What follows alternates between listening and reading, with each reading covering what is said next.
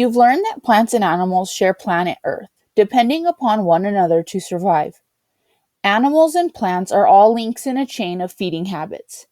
One organism eats another until the top predator dies and its decayed remains return to the soil, providing nutrients to start the whole cycle all over again. The ongoing regular completion of this energy cycle in food chains determines an ecosystem's ability to survive. All links need to be in place in order for this to work. If all links need to be in place for an ecosystem to survive, and all links are connected to each other, how would you describe a food chain? They would be described as interconnected and interdependent links. Food chains are only one of the important cycles for life on Earth. Cycles are common in every ecosystem. What are some living and non-living cycles you have learned about? What non-living cycles do you see happening in this image? You see the water cycle and the rock formation cycle. As you can see by the arrows, the rock-forming magma or lava cycles out from the Earth's mantle, spilling over the Earth, eventually becoming a rock that breaks down, returning to the Earth's crust. In addition, water, minerals, and nutrients are all cycled throughout Earth's atmosphere. When the decomposers do their work, they are recycling carbon dioxide, water, and minerals. Plants in turn release oxygen, an important gas for all human and animal life, into the air.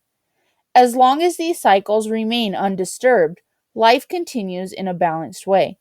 Everything distributed to living organisms and their surrounding environment in balanced proportion. Life on Earth is well adapted to the planet's cycles.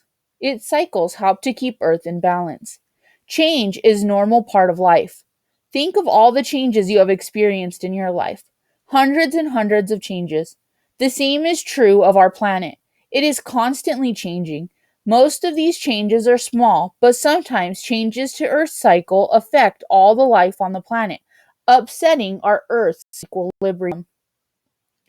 Ecosystems are not static, meaning that they never stay the same. Rather, ecosystems change over time. All plant and animal species adapt to their environments, like the desert cacti and the Arctic fox. Many species have adapted in response to certain changes. In this image, the grass has adapted, which causes the lemmings to adapt to what they eat, which causes the fox to adapt as it eats the lemmings. In nature, these changes are generally very gradual, meaning that they happen slowly over time. Conditions in the environment change very slowly over hundreds and thousands of years, allowing plants and animals to adapt gradually as well. When these changes occur slowly, the cycle of energy remains in balance or an equilibrium.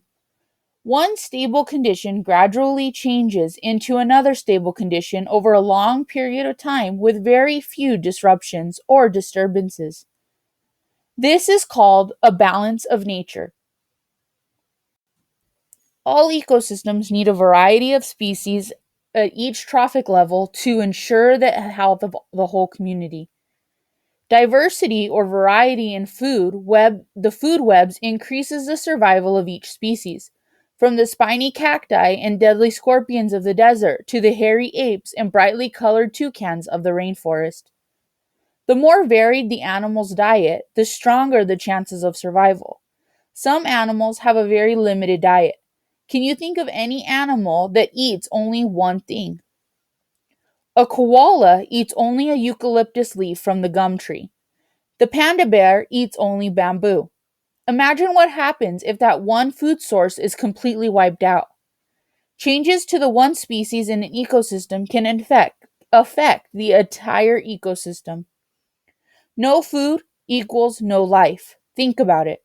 Humans survive in a large part because of having a varied diet. Humans eat many different things, meaning they are not dependent on just one source of food. They are adaptable to what's around them. This connection is dependent on the balance of nature.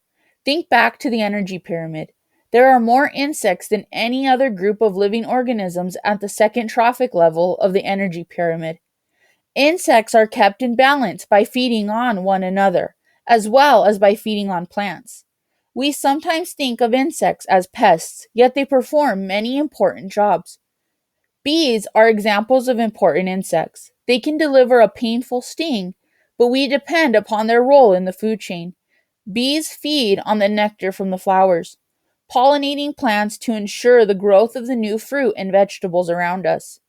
Both the bee and the plants need one another to exist. They are an example of nature's wonderful balancing act. Animal populations are kept in balance by the amount of food available and by predators in the food chain. For example, mice are usually plentiful on a farm. Mice feed on the seeds. Seeds are most plentiful in the summer when the rain is heavy and vegetables grow in abundance. Mice eat more and have more babies in the summer. They also provide hawks and owls with more food during the summer months. When winter comes, fewer seeds are available and the mice tend to have fewer babies. That means that there are fewer mice for the hawks and the owls to eat during the wintertime. These birds of prey have less to eat, so they tend to raise fewer young. Otherwise, they must move to a new location or risk starving to death. In this way, the animals balance nature. Mice have enough to eat, and so do the hawks and owls. The food chain is stable, so the seasonal cycles work together with the food chain cycles. Animal populations are naturally kept in equilibrium by well-established food webs in nature. When an ecosystem becomes unbalanced or unstable, organisms react to these changes, often restoring the balance of nature and bringing the ecosystem back to an equilibrium. The balance, however, is not always restored.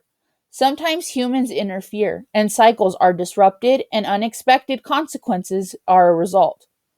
For example, what happens if the farmer gets upset with the hawks and the owls, believing that they are eating all of his chickens?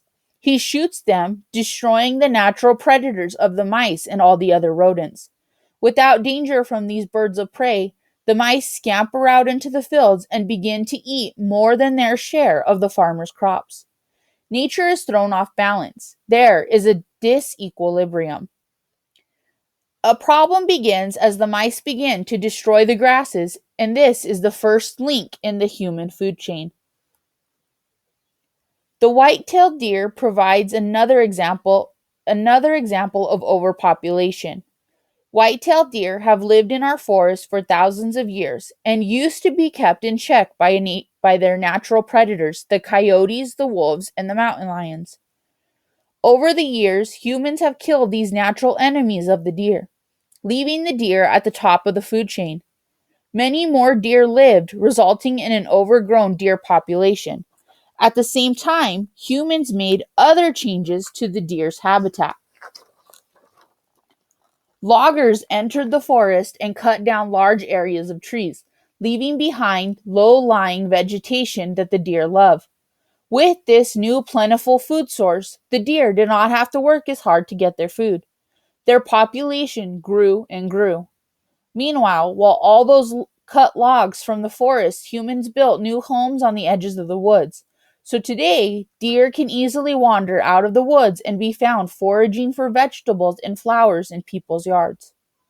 Some people are angry. These animals, once known for their beauty, are now considered a problem instead. Humans build fences and plant foods that the deer do not like, trying to encourage them to go back to their homes in the forest. But so far, the deer are winning this battle. Life in the forest is unbalanced, forcing changes all along the food chain. Changes to an ecosystem may be natural or caused by humans. Some changes are worse than others. Sudden changes are worse than natural, gradual changes. When changes destroy plant and animal habitats, part of the nature's balance is also destroyed. Be thinking about changes to the planet that might destroy some animal habitats, and I'll share some of these with you the next time we meet.